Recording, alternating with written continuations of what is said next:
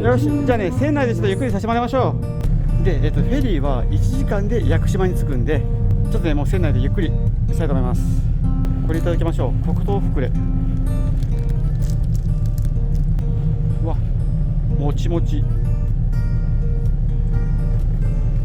おいしい。はい、近づいてきました。こちらがね、屋久島ですね。おー、でっかい島です。種子島は結構平坦な島だったんですけども、こちらはね、すごく高低差のある島です。おー、栄えてる。よ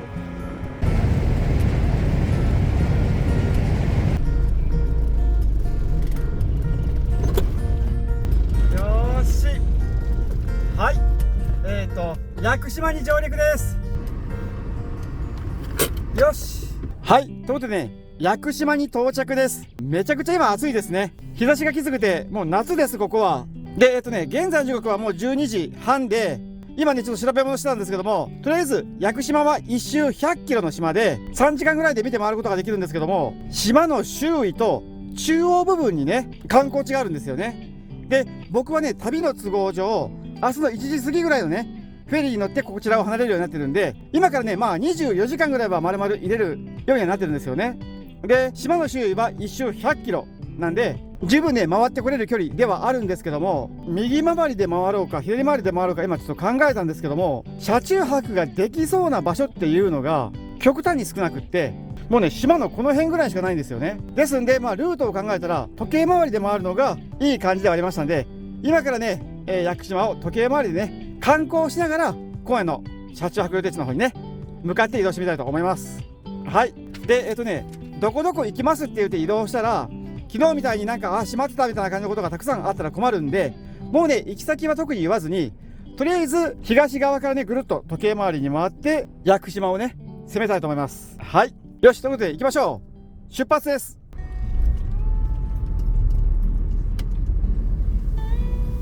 で、まずなんですけども、屋久島の観光案内所がありますんで、そちらでねちょっとパンフレットもらっていきましょう。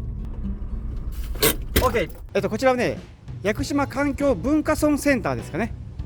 はい、ありますね。すいません、パンフレットいただいていいですか。ありがとうございます。はい、こちらねセレクトショップもあったんですけども、屋久島のねお醤油が売られてました。これいいですね。ちょっとこれねちょっといろいろ使えるんで、先にねお醤油だけ買わせていただきましょう。お願いします。はい、すいません。よしよし、 OK、 よし、じゃあねパンフレットとお醤油が手に入ったんで先にね進みたいと思います。ちなみにねお土産に関しては明日ねフェリーの時間が遅いんでゆっくり買い物ができますんで、今日はね買わずに置こうと思います。で朝ごはん軽くしか食べなくてもうお腹が空いたんで、スーパーさんにね寄っていこうと思います。こちらはねワイワイランドさんですね。はい、ちょっとね朝ごはんあれだけでお腹も空いてるんで、つまめるものをね買いに行っていきたいと思います。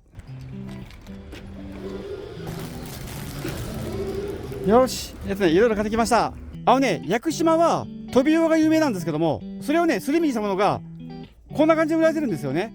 で、これはね油で揚げて焼いてもよし、鍋に入れてもよしっていうすり身で、種子島にもあったんですけども、僕はねちょっとこちらで欲しかったんでこちらで購入させてもらいました。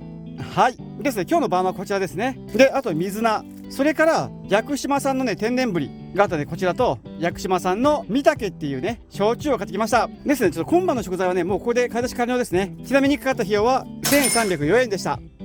はい、よし、じゃあね食材も手に入ったんで、この先にある公園の方に行ってねご飯いただきたいと思います。行きましょ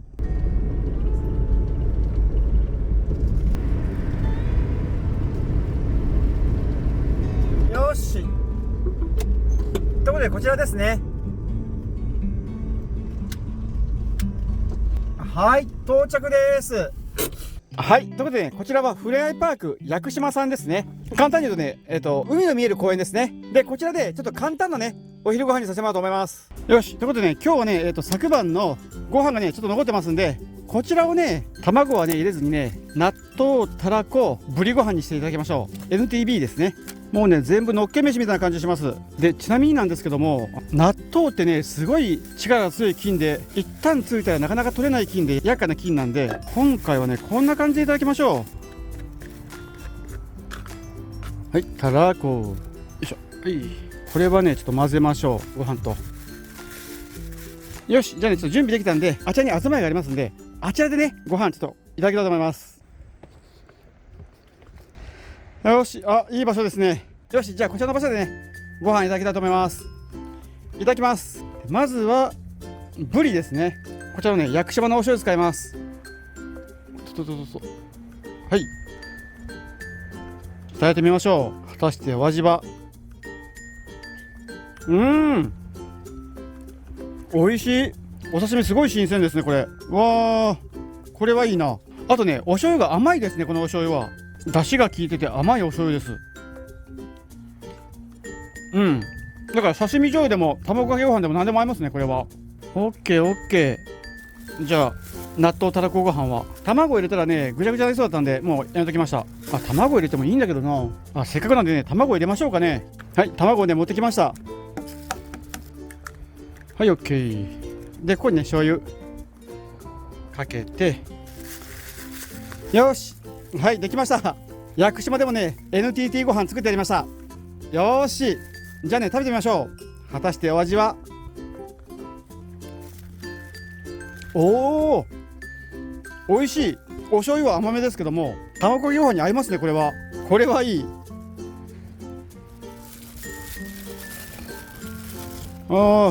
気持ちのいい風も吹いてますね。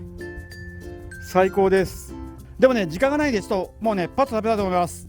はい、ということで、ね、全部食べて完食です。ごちそうさまでした。美味しかったです。戻りましょう。満足です。で次の場所に移動しようと思うんですけども、屋久島といえば杉の木で縄文杉っていうねすごく有名な杉の木があるんで、そちらを見に行こうかなというふうに思ったんですけども、実はあちらは徒歩でしか行けない場所で、もう往復で12時間近くかかるような場所で、ちょっと今回ねどうしても回ることができないんで、僕ね毎年花粉症になるぐらいの杉マニアなんですけども、今回はね縄文杉は諦めて、そちらとは別に、車で行けるっていうね紀元杉っていうものがありますので、そちらの方にね回っていってみたいと思います。ちなみにね紀元杉までのルートはこんな感じで1時間7分で行けるそうです。はい、よし、じゃあねとりあえず行ってみましょう。出発です。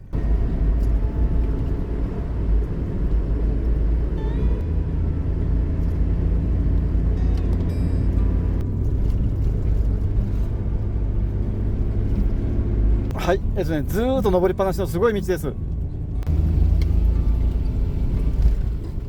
はい、森がね深くなり始めました。はい、今ねこんな感じの道をずっと走ってきてますけども、基本的に一本道で、左右にねどっか脇に入るような道はありません。はい、屋久杉ランドにね到着です。ちょっとだけね見させてもらいましょう。何があるんだろう。屋久杉ランドはねこの辺りをぐるっとね歩いて回るためのコースですね。現在地からこんな感じでいくつものポイントがあって、ぐるっと回って帰ってくる最大2時間半のねコースみたいです。どうしようかな。30分コースだけでもねなんか行ってみたいな。時間あるかな。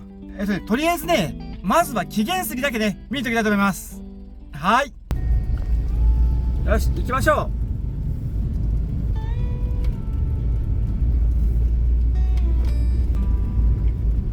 この辺ですね。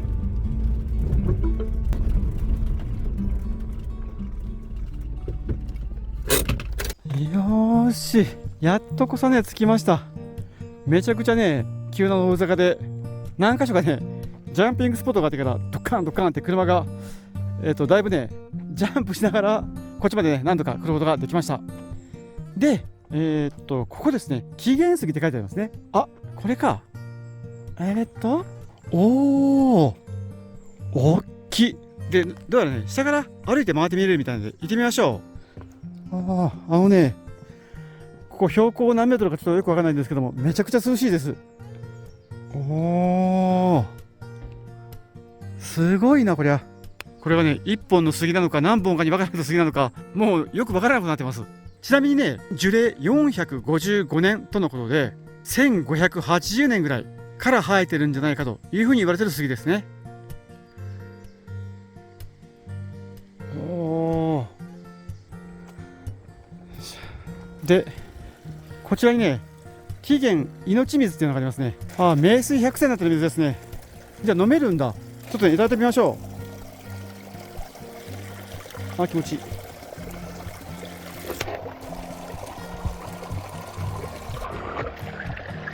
美味しい。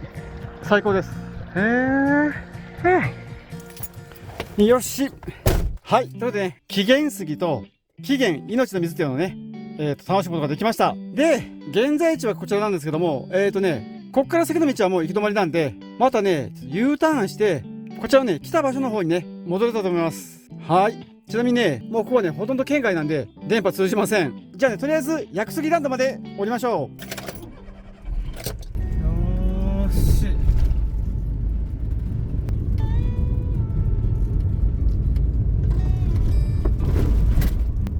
この辺ですね。よっこいしょ。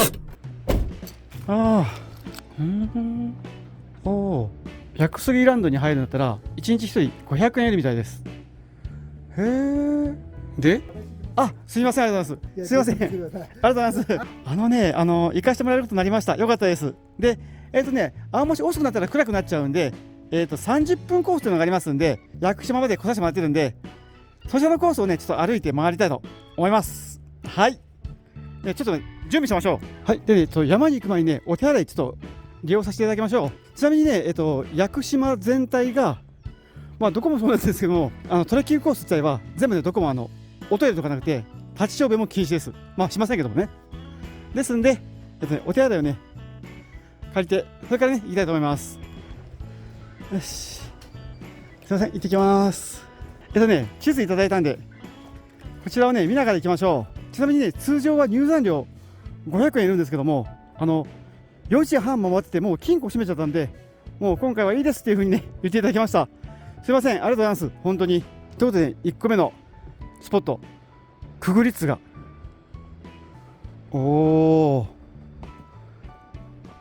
すごい綺麗なね、石畳になってます。どんどん降りていくんですね。はい、臨泉橋ですね。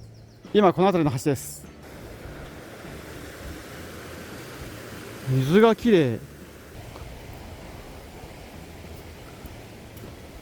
なんかすごい昔の薬杉伐採場らしいです。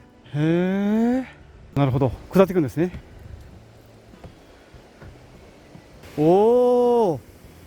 すごく大きい杉。でもこれは樹齢が1000年あるわけじゃないんですよね、多分。よしよし。ちなみにね、歩くところすごくよく整備されてますね。釘を打ち直した後なんかもあるんで、すごくまめにね、整備されてるみたいです。なるほど。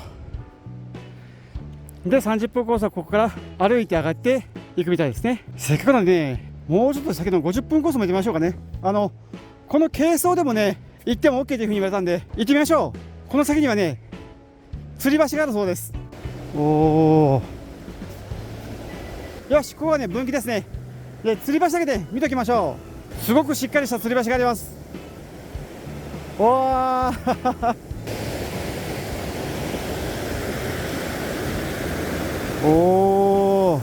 気持ちよそ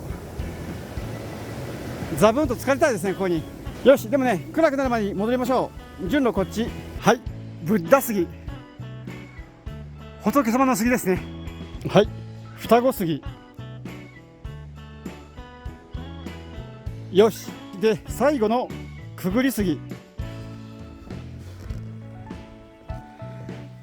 よし、じゃあね、戻りましょう。なんとかね、この危険な森を脱出できたみたいです。よーし、ということでね、戻ってきました。オッケー。はい、ということでね、薬杉ランド50分コースをね、走破して帰ってきました。やりました。で、屋久島はこんな感じでトレッキングコースがね、たくさんある島で僕もね行くぐらいできたらいいなと思ってたんですけども、今回ねトレッキングを体験できてもう本当にね良かったです。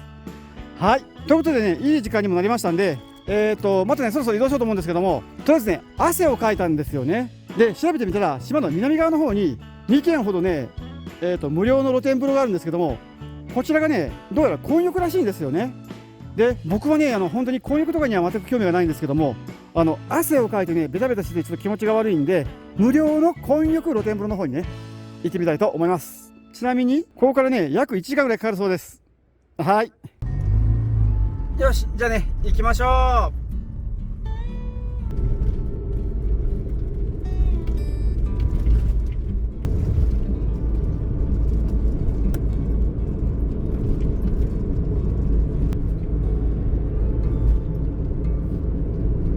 はい、峠をね下ってきました。あと30分でね、混浴露天風呂の方に行けるそうです。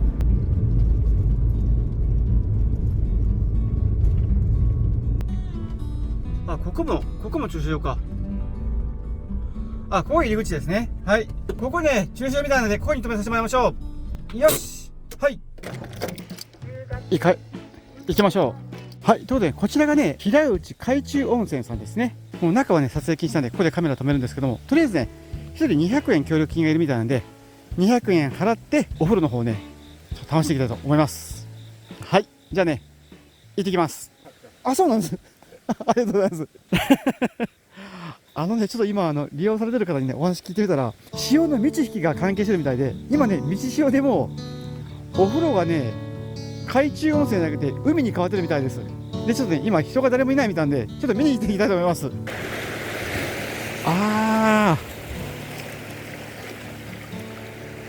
海ですね、これは。残念。はい、今ちょっと見てきました。そしたらね本当にもう海でした。お湯のねお風呂の部分に海水がザバザバ入ってきて、もう完璧なね海に変わってました。はい、だからねこれはもうダメですね、お風呂入れないです。またしてもねやってしまいました。とりあえずね戻りましょう。はい、ということで、ね、お風呂に入れずちょっと尻尾を巻いて帰ってきたんですけども、少しだけ先にもう一軒海辺の温泉がありますんで、ちょっとそっちの方もね行ってみたいと思います。行きましょう。湯泊温泉。はい、到着。よし、到着です。行ってみましょう。よし、ちょっとねカメラ止めてからね見に行ってみたいと思います。今ねこちらちょっと見てきました。そしたらねここは海水がね入ってくるお風呂じゃなかったです。で人は全くいなくて、撮影 NG でもないみたいなんで、中ね撮影 OK だと思うんですよね。ですのでちょっとこちらで入らせてもらいましょう。ちなみにね QR コードで払うこともできるみたいです。面白。じゃあね300円支払います。 OK。 よいしょ。よし、はい、お邪魔します。こちらね婚約でも何でもないですね。でもね硫黄の匂いのするいいお風呂があります。はい、じゃあねもう撮影これぐらいにしてからお風呂入ってきたと思います。行ってきます。うわー気持ちいい。はい、お風呂ね上がってきました。めちゃくちゃ硫黄のいい香りのするお風呂で、お湯はねすごくぬるめでめちゃくちゃね長時間使ってました。すごく気持ちよかったです。よかった、お風呂入れて。ちなみにねお客さん、さっき来ました。よし、じゃあねお次は今夜の宿泊場所を目指しましょう。ここから8キロぐらいの距離で12分で行けるそうです。はい、行きましょう。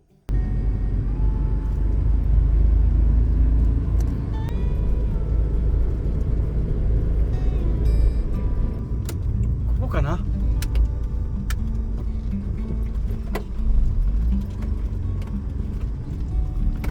はい、到着です。読めないんですけども、海水浴場のね駐車場の方に到着です。実はね沖ノ島には公衆トイレのある駐車場っていうのがね極端に少なくって何軒かしかないんですけども、こちらはねトイレのある海水浴場の駐車場ですね。今シーズンオフなんで誰もいないんでね、今晩一晩ちょっとこちらの方利用させていただきたいと思います。はい、よし、ということでね、水平出して車中泊できるようにしました。で今日はね暑いんで網戸と後ろもね網戸にしてハンドア状態にねしてます。であと、ウィンドファンこれもねちょっと回してます。意外と涼しいですこれで。今夜の晩ご飯なんですけども、こちらですね、魚のすり身、お昼に買ったやつです。で、こちらをもうね、今日料理していただこうと思うんですけども、こちらはね、小判状にして、油で揚げるのと、お吸い物や鍋に入れても美味しいらしいんで、こちらでね、今回2品作ろうと思います。で、まずはね、これを揉み直すみたいなんで、こうやってもうこの袋のままの状態で揉みます。ちなみにね、冷蔵庫に入れてたんで、冷凍は溶けてちゃんと冷えてるっていう状態になってます。で、まずはね、すり身を小判状にね、取っていきます。いい形ですね。よし、OK。で、ここにね、油を入れようと思ったら、米油が凍っちゃってますね、これ。冷蔵庫がね、強力だった。これでいいかな。で、こっち置いて、焼く前にね、お鍋を作りましょう。で、お鍋はもうね、簡単で、お団子をスプーンですくって、で、こんな感じに入れて、鍋の素があったんで、これはね、この鍋にしましょう。何鍋だろう、これ。あ、大丈夫だ。うん。キムチじゃなかったんで OK です。で、キューブがね、1個しかなかったんで、水 160cc 入れて、で、キューブも入れて、よしね、これで調理していきましょう。蒸しっていうコースでいきます。はい。で、これでね、じっくりね、焼きながら揚げていきたいと思います。あ、ちなみにね、こちら、パン粉をつけて揚げようかなというふうに思ったんですけども、パン粉をつけたらね、揚げるのが途端に難しくなるんで、もう今回ね、泣く泣くこのまま揚げてます。よいしょ、ちょっとひっくり返しましょう。いい色になってますね。火力が難しいです。もっと火力を落としましょうかね。よいしょ、はい。よし、じゃあお鍋はどうでしょうか。せーの。よいしょ。おー、すごいことなってるな。でもいい感じに火は通ってるみたいですね、これは。よしよしよしよし。すごい膨らんできてる。よし、じゃあね、ここにね、水菜入れましょう。で、水菜はね、ちょっとこの部分にどうしても砂が噛んじゃってる場合があるんで、ここだけ落とします。水でね、丁寧にやればいけるんでしょうけども、水がないんでね。よいしょ。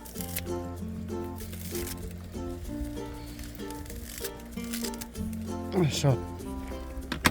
よし。こちらもね、すごく膨らんできましたね。いい感じっぽいですね。はい、お鍋開けたらね、膨らみすぎてからね、とんでもないことになりました。ものすごい体積になっちゃった。僕のね、想像の5倍ぐらい増えました。これ鍋の素1個でよかった、本当に。よし。もう両方いいでしょう。うん。よし、じゃあね、これでね、もう今晩ご飯にしたいと思います。はい、じゃあね、いただきます。まずはね、この揚げたすり身から、果たしてあごだしのすり身のお味は。うわー、プリップリの天ぷらだ。これめちゃくちゃ美味しいです。でこれプリンプリンですよ、プリンプリン。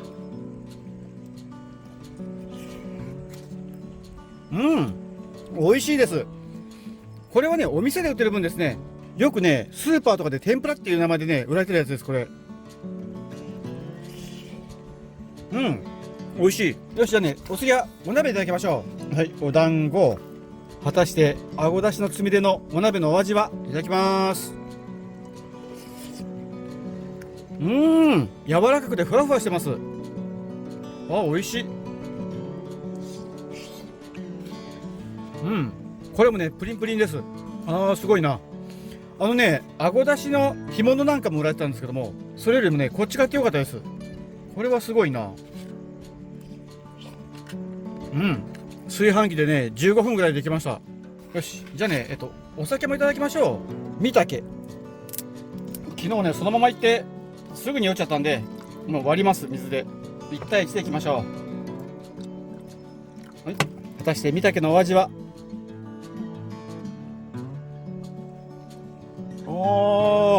美味しい。美味しい。飲みやすい。冷やしてあるんですけども、すごく飲みやすいです。明日ね、この分の大きいのをちょっと自分用のお土産にしましょうかね。天ぷらもお鍋もお酒も美味しいです。屋久島グルメ最高ですね。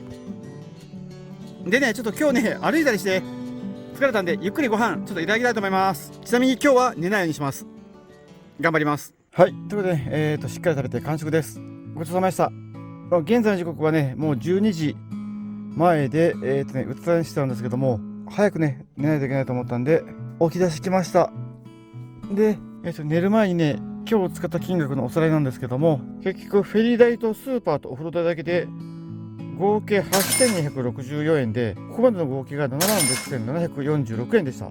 なんですけども、帰りのフェリー代金を含めたら97,746円になるんで、もう実質残金がね、2250円になってしまいました。今日はね、島であんまし使いませんでした。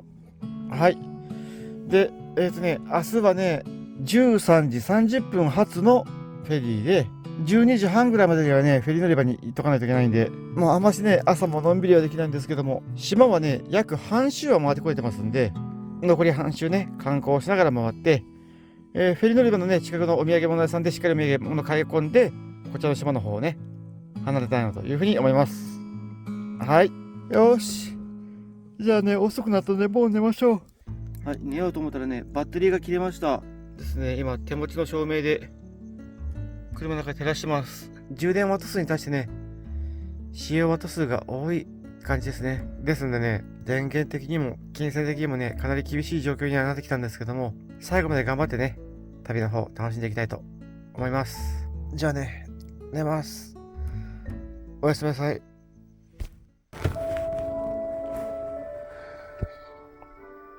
おはようございます。謎のアラームで目が覚めました。現在の時刻は朝6時です。早く起きろっていう放送でしょうか。びっくりした。はい、朝早くてまだ日も昇ってないんですけども、PC 作業もしなくちゃいけないんでね、朝ごはんを作りながら PC 作業を頑張ってみたいと思います。はい、今朝はね、昨日買ってた鶏ミンチがあるんで、これをね、種子島で買った黒糖と屋久島で買ったこの醤油で鶏そぼろをね、作りたいと思います。ということで、作り方は簡単なんで、パッと調理します。これをはい入れて、はい、火にかけますと。鶏肉がね炒まったんで、ここにね角砂糖を入れましょう。これ一かけらにしましょう。これとお醤油、さてと、よし OK にしましょう。はい、完成です。ちょっとこいつを取っといて、お湯を沸かします。よし。で、朝ごはん用のお米が炊きたいんで、これ全部使いましょう。120ぐらいか。これね、電池残量が少ないんで、もうね、フライパンで炊きましょう。おお、もう味噌汁作る水もないな、こりゃ。米の 1.23 倍。しばらくつけ置きします。はい、そうこうしたらね、もう日の出の時刻なんで、コーヒー持ってね、外に出ましょう。よいしょ。綺麗な砂浜。ここはね、ウミガメが産卵しに来る砂浜で、7月、8月、9月だったかなの時期にはね、産卵を見に来る人がね、たくさん訪れる場所だそうです。よし、じゃあね、ここでコーヒーいただきましょう。いただきます。美味しい。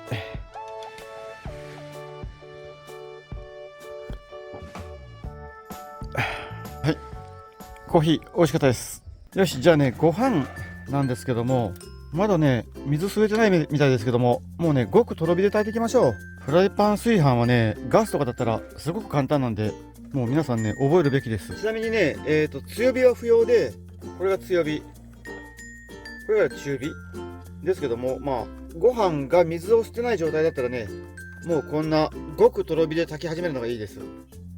はじめちょろちょろってやつですね、これが。はい、ボコボコいってね、お米が全体的に白くなりました。そしたらね、火力をねちょっと上げます。はじめちょろちょろが終わって、中パッパですね。はい、グツグツ言い終わって、今度はね鍋がチリチリ言い始めました。そしたらね、もう水がなくなってる証拠なんで、ここでね強火で10秒、2、3、4、9、10。はい、 OK で、これで炊き上がりです。開けてみるとこんな感じですね。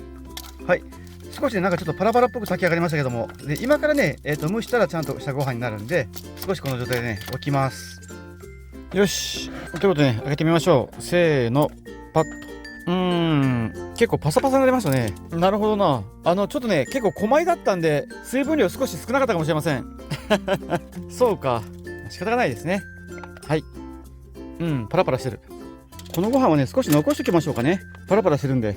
じゃあね、これを、ご飯にかけてですね。よし、美味しそう。よし、OK です。おにぎり1個分ぐらいになりました。で、2食丼にしたいんでね。よっしゃ。よっしゃ。はい、完了。はい。ということでね、2食丼完成です。おいしそうなのがね、できました。よし。でね、お水ありましたね。200ぐらいあるんで、これでね、最後に、よいしょ。お味噌汁作りましょう。よし、水菜もね、もう全部入れます。葉のものはね、ちょっとね、保管が難しいんでね、これで、ね、煮ます。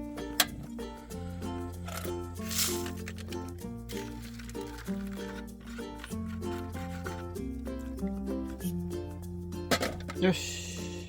よし、ということでね、2食丼とお味噌汁できたんでね、また海岸の方行ってね、いただきたいと思います。よし、じゃあね、こんな感じでテーブル出したんで、ご飯ね、ゆっくりいただきたいと思います。いただきます。まずはね、何はともあれ、2食丼、そしてお味は、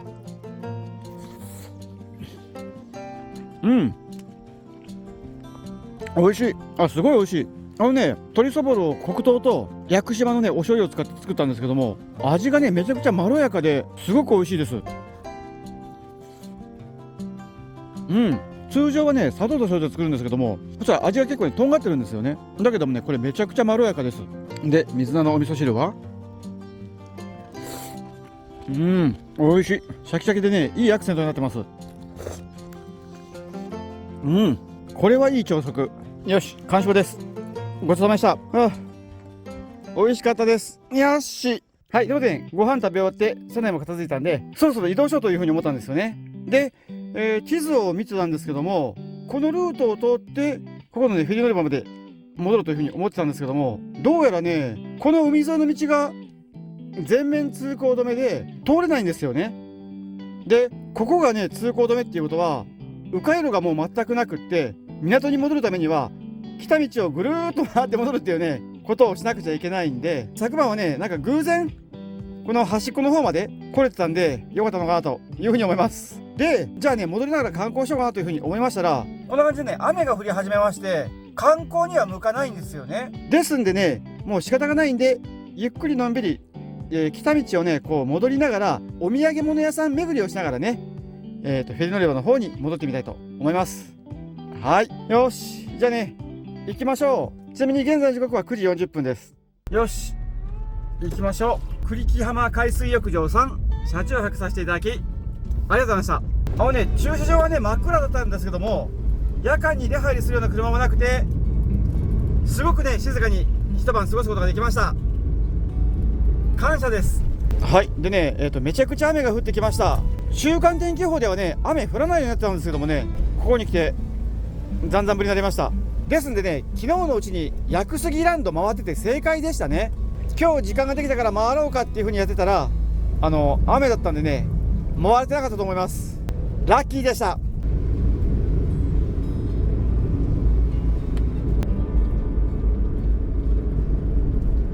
はい、栄えているところら辺までね、戻ってきました。この辺もね、モスバーガーもありますね。ハイカラです。で、お土産物屋さんもね、増えてきたんですけども、一軒ちょっと良さそうな場所があったんで、そちらに行ってみたいと思います。よいしょ。はい、到着です。はい、ということで、こちらはね、お土産物が買える武田産業さんですね。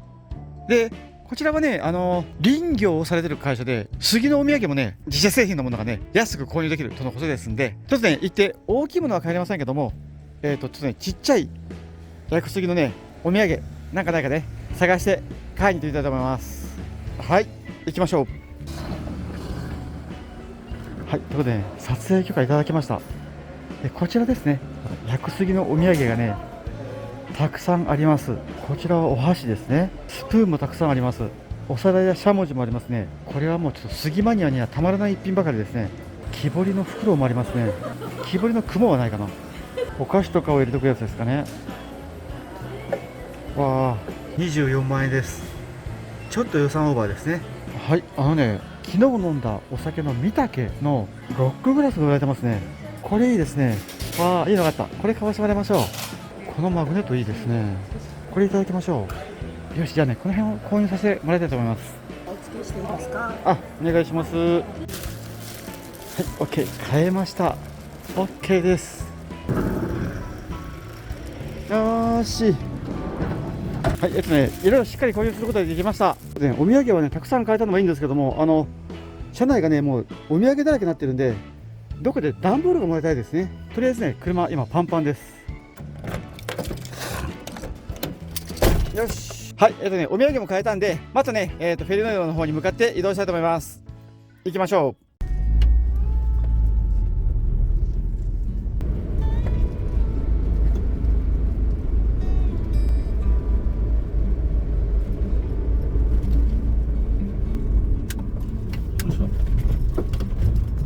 よいしょ。ちょっとドラッグストア森さんっていうお店がありましたんで、ちょっとね、寄ってきたいと思います。行ってきます。よし。美味しかったのでね、お土産の実だけを買って、段ボールをね、もらいました。お土産をね、積み込みましょう。よし。こんな感じでね、かなり片付きました。まだね、ちょっと入りきってない部分もあるんですけども、もうこれね、OK にしましょう。よし。じゃあね、引き続き、フェルノレバの方にね、向かって移動したいと思います。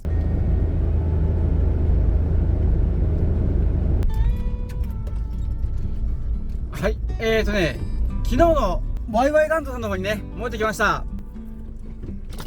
よし。はい、こちらちょっとね、買い物していきたいと思います。行ってきます。おっとっとっと。土砂降り。よいしょ。はい、戻ってきました。お昼ご飯にね、コーラと、あとね、思うところがあって、コロッケをね、買ってきました。はい、合計で343円でした。で、ちょっとね、実はいろいろうろうろして、そうこうしたらもう、12時43分で、フェリーのね、チケットを購入できる時間になりましたんで、今からね、フェリー乗り場の方移動したいと思います。よし。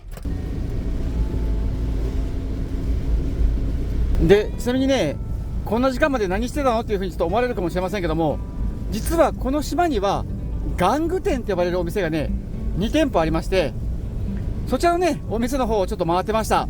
はい。いろいろとね、懐かしいものが売られてから、目の保養をね、させてもらってました。ちなみにね、撮影等は行っていないんで、皆さんね、その点のみご了承ください。よ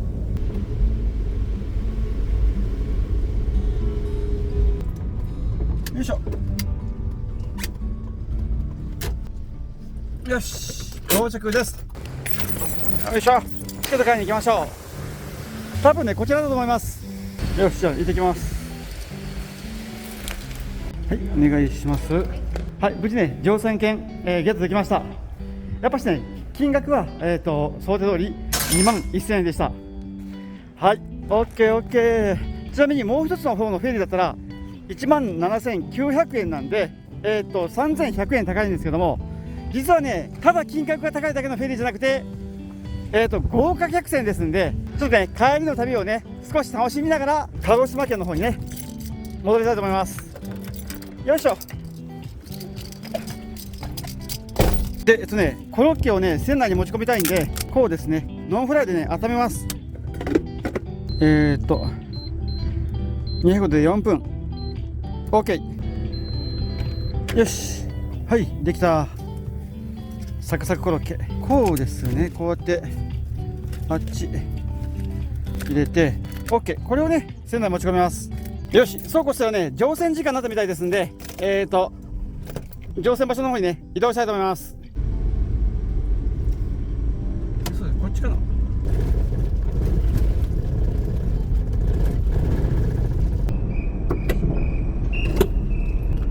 よし、よし。じゃあ船室にね、上がりましょう。このフェリーすごいですね。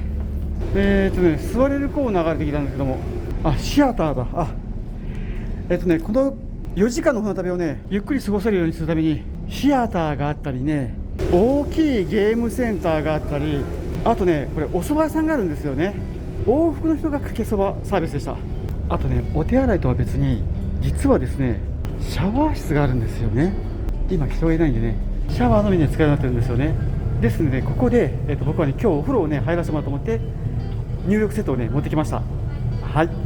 よし、窓際のコンセントのある席がね空いてたんで、こちらをね利用させていただきましょう。いい場所取りました。 OK で、ね、看板出てみましょう。よいしょ。はい、ということで、1時30分出港です。さようなら種子島。2日目はね、思いがけず雨が降ってしまいましたけども、観光もトレッキングもできて、美味しい料理もね食べれて、車中泊で